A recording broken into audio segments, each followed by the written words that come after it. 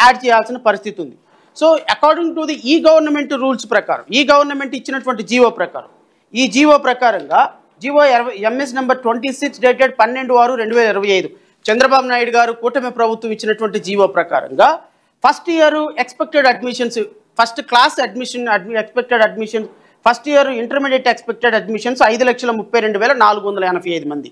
So last year 10th class వరకు చదివినటువంటి పిల్లలు మొత్తం 71,95,532 మంది అయితే, దానికి ఫస్ట్ ఇయర్ ఇంటర్మీడియట్ పిల్లల్ని ఈ సంవత్సరం యాడ్ చేసుకుంటే మొత్తం 83,15,255 మంది స్టూడెంట్స్ బోత్ ఇంటర్మీడియట్ వరకు కానీ ఫస్ట్ క్లాస్ నుంచి 10th క్లాస్ వరకు కానీ ఎలిజిబిలిటీ ఉంటే కూటమి ప్రభుత్వం ఎంతమందికి ఇస్తుందో తెలుసా అండి? మొత్తం 54,94,94,703 మంది.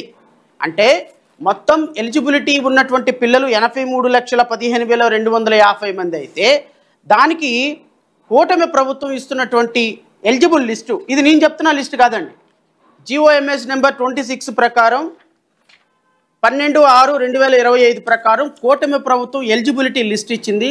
ఆ ఎలిజిబిలిటీ లిస్టు ప్రకారంగా వాళ్ళు చెప్తున్న ఎలిజిబిలిటీ లిస్టు 54,94,703 మంది టోటల్గా ఎలిజిబిలిటీలో ఉన్నారు. అంటే రమారమీగా నేను, ఎందుకంటే ఒక సంవత్సరం స్కూల్లో పిల్లలు ఒకటవ తరగతిలో 5 లక్షల మంది జాయిన్ అయితే నెక్స్ట్ ఇయర్ 4,90,000 మంది జాయిన్ అవ్వచ్చు, 5,10,000 మంది జాయిన్ అవ్వచ్చు. ఒక 5,000 అటు ఇటుగా పిల్లలు అడ్మిట్ అవుతారు తప్ప టోటల్గా జీరో ఎప్పటికీ అవ్వదు. సో పిల్లల అడ్మిషన్ స్టాటిస్టిక్స్ రిపోర్ట్ ఎప్పుడు కాన్స్టాంట్గా వెళ్తూనే ఉంటాయి.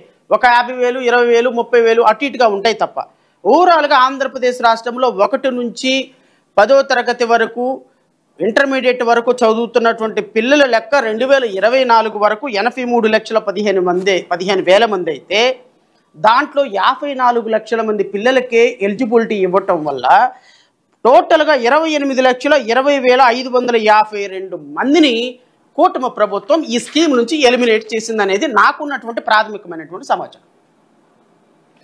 28 లక్షల మందిని 28,20,552 మంది ఒక ఫిగరు. ఈ ఫిగరు టెంటేటివ్ ఫిగర్ మాత్రమే. దీనికి ఒక 10,000 అట్టుకొని ఒక 10,000 ఇటుకొని వేసుకోవాలి తప్ప ఎగ్జాక్ట్లీ ఇంతమందిని ఎలిమినేట్ చేసిందని నేను చెప్పను. బట్ ఓవరాల్గా రమారమి 28,20,000 మంది. నేను చెప్పేటువంటి ఫిగర్కి ఒక 50,000 మందిని ఎక్కువగానే ఎక్స్క్లూడ్ చేసి ఉంటుంది తప్ప తక్కువగా ఎక్స్క్లూడ్ చేసే అవకాశం లేనే లేదు.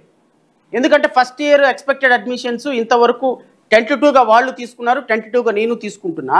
సో ఓవరాల్గా 30 లక్షల మంది పిల్లల్ని ఈ స్కీమ్లో నుంచి ఎలిమినేట్ చేసి మీరు ఏం సమాచారం, ఏమి సందేశం ఇవ్వాలనుకున్నారు కూటమి ప్రభుత్వ పెద్దలని? చంద్రబాబు నాయుడు గారిని అడుగుతున్నా, పక్కన కూర్చున్న నారా లోకేష్ని అడుగుతున్నా. 30 లక్షల మంది తల్లులకి మీరు 30 లక్షల మంది పిల్లల తల్లులకి ఈరోజు మీరు ఎక్స్క్లూడ్ చేసి వాళ్ళని స్కీమ్లో నుంచి ఎలిమినేట్ చేసి, అండ్ ఇంకోటి కూడా చెప్తున్నా, ఈ 54,94,703 ఎలిజిబిలిటీ లిస్టులో మరలా ఈ 54 లక్షల మంది ఎలిజిబుల్లా కాదా, వీళ్ళ అకౌంట్లోకి డబ్బులు వెళ్తాయా లేదా ఎవరికి తెలియదు. ఎందుకు అంటే ఎలిజిబిలిటీ క్రైటీరియా 14 కండిషన్స్ తోటి ఎలిజిబుల్ క్రైటీరియా పెట్టారు. ఈ జీవోలోనే 14 కండిషన్స్ తోటి ఎలిజిబుల్ క్రైటీరియా పెట్టారు. నేను అడుగుతున్నా నారా లోకేష్ని, నారా లోకేష్, నువ్వు కూటమి ప్రభుత్వం అధికారంలోకి రాకముందు ఏమని హామీ ఇచ్చావు? ఈ స్కీమ్లో మీకు కండిషన్స్ అప్లై అనే మాట చెప్పారా? మీరు కండిషన్స్ ఉంటాయన్న మాట చెప్పారా? మీరు ఏ విధంగా కండిషన్స్ అప్లై చేసి 14 కండిషన్స్ పెట్టారు? ఈ కండిషన్స్ ఏంటో కూడా నేను మీకు చదివి వినిపిస్తా. మీరు ఈ మాట చెప్పలేదు కదా. Total house hold income should not exceed 10,000 per month and rural areas 12,000. Rural ఏరియాల్లో 12,000కి, సిటీస్లో should not exceed 10,000 per month in rural areas and 12,000 per month urban ఏరియాల్లో 12,000 దాటకూడదంట. మీరే చెప్తారు ఈరోజు కూలీకి వెళ్తే 1,000 రూపాయలు వస్తాయని. ఒక నెలకి 12,000 రూపాయలు కనుక సంపాదించుకుంటే ఆ కుటుంబం ఎలిజిబిలిటీలోకి రాదా? అరే సిటీలో ఒక చిన్న ఇల్లు అద్దెకు తీసుకుంటే 10,000 రూపాయలు 7,000 రూపాయలు అవుతుంది సార్.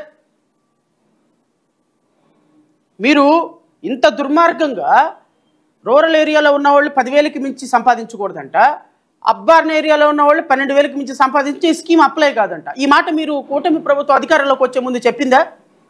మేము ఇదిగో ఇంతమందికి ఇస్తామని చెప్పిందా? At least 1 person in the house hold should possess a rice card. ఈ మాట చెప్పారా మీరు? ఈ రాష్ట్రంలో 1,30,00,000 పైగా వైట్ రేషన్ కార్డులు ఉన్నాయి.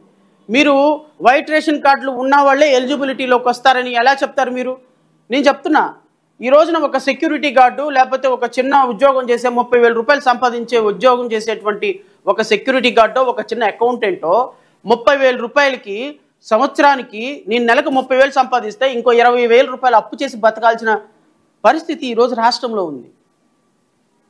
ధరలు ఎలా మండిపోతున్నాయి. ఒక రెంట్కు తీసుకుంటే ఒక ఇల్లు, ఒక చిన్న బెడ్రూము, ఒక చిన్న కిచెను, ఒక చిన్న హాల్ ఉన్న 3 రూములు ఇల్లు తీసుకుంటే 10,000 రూపాయలు అవుతుందండి.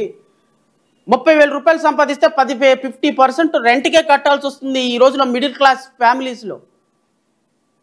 ఒక పిల్లవాడు ఒక రోజు ఎక్కడికైనా ఒక చిన్న బయటికి తీసుకెళ్ళండి, పార్కుకు తీసుకెళ్ళండి అంటే తల్లిదండ్రులు తీసుకెళ్ళలేని పరిస్థితిలో ఉన్నారు. వాళ్ళు సంపాదించే సంపాదన కనీసం 3 పూట్ల తినడానికి కూడా సరిపోతున్న పరిస్థితుల్లో మీరు 10,000 రూపాయలకి మించి ఎక్కువ సంపాదిస్తే మీకు ఎలిజిబిలిటీ లేదు అంటే ఈ రాష్ట్రంలో ఈ 30 లక్షల మంది మీరు ఎలిమినేట్ చేసిన 30 లక్షల మందిలో ఎంతమంది మిడిల్ క్లాస్ ఫ్యామిలీస్ ఉంటారు చంద్రబాబు నాయుడు గారు? ఎంతమంది ఆర్థికంగా ఇబ్బందులు పడేవాళ్ళు ఉంటారు నారా లోకేష్ గారు? ఇంత దుర్మార్గంగా ఇలా ఎలిమినేట్ చేస్తుంటే ఇలాంటి వ్యక్తులని చొక్కా పట్టుకొని గల్లా పట్టుకొని మాట్లాడుతున్న పవన్ కళ్యాణ్ దీని మీద రియాక్ట్ అవ్వడేంటి అంటున్నా నేను. ఇంతకంటే కూటమి ప్రభుత్వం దానికంటే 10 ఇంతలు మేము ఇస్తాము అని చెప్పినటువంటి మీరు రియాక్ట్ అవ్వరేంటి? మీరు స్పందించరేంటి? ఈ కండిషన్ సప్లై అనే కాన్సెప్టు అదే మీ అధికార ప్రతినిధి చెప్పింది కదా, ఎవడు బాగుపడ్డాడు, ఎవడు తిన్నాడు ఈ పథకాల వల్ల?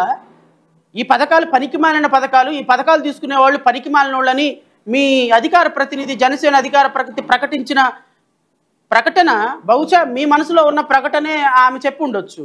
మరి ఈరోజు ఎందుకు మాట్లాడటంలో జనసేన 30 లక్షల మంది తల్లిదండ్రులని పక్కన పడేసి నేను ఇంకొక కాన్సెప్ట్ కూడా వస్తాను, మళ్ళీ చెప్తాను.